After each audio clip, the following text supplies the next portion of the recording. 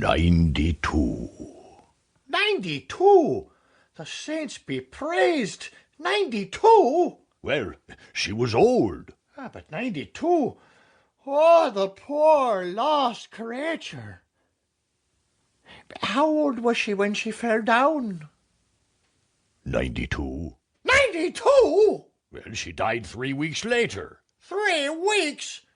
But you made it sound as if she'd spent her whole great long life there, lying in a bed in a one-room house. What do you call this rambling argosy of words that is now pointless and inane?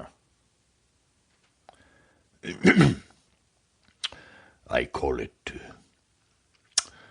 a conversation. My name is Putsy, and I was on my way. I didn't take a cab.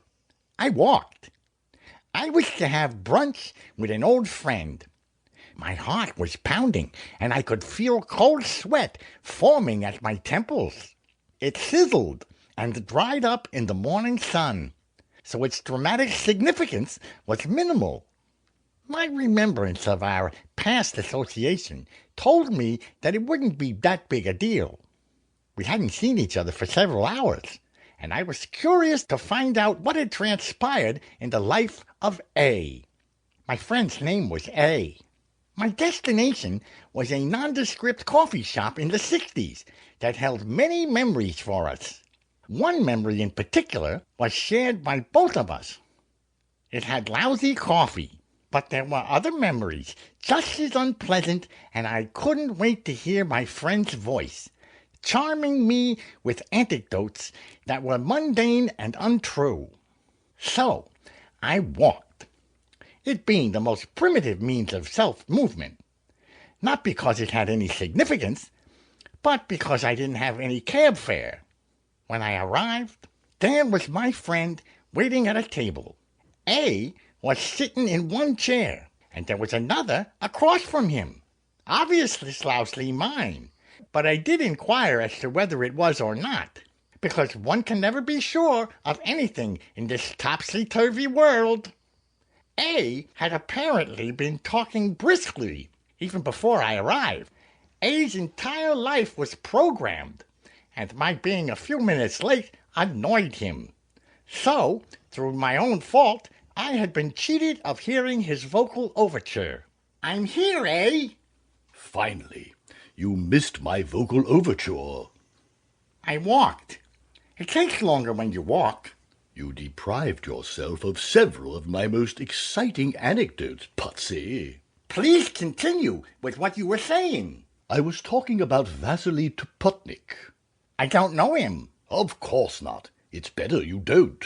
Why? Because I treasure his friendship and have never allowed myself to consciously share him with another. What about unconsciously? Watch yourself. Your tardiness may yet enrage me. I'll watch myself. Vasily Tuputnik, to those who know him well. Then there are others. Yes, Potsy, and I resent them. Vasily is one of the most charming, unassuming, stupid men I have ever known. He shares an empathy with everyone he knows. Is he friendly? Urbane? Outgoing? You don't have to contribute to any of the points I made. Go peddle your adjectives in some other parish. Go on. It doesn't matter who he's talking to. It could be the supermarket checker. It could be someone checking the air in his tires, or someone to cash out one of his worthless checks, or the Pope. You're not jealous of the Pope. Everything works out fine with a conclusion that allows no coda. Coda? Coda is a musical expression. I see. Go on. I'm not through. A coda comes at the end of a musical work. A coda is a return to something the listener has already heard. I see. Go on. A reiteration, a dramatic effect in music. But this is unacceptable to Vasily, and the termination of his scintillating verbiage. He says it once. That's it. You say he's empathetic? Empathetic, yes, that's the word to describe it.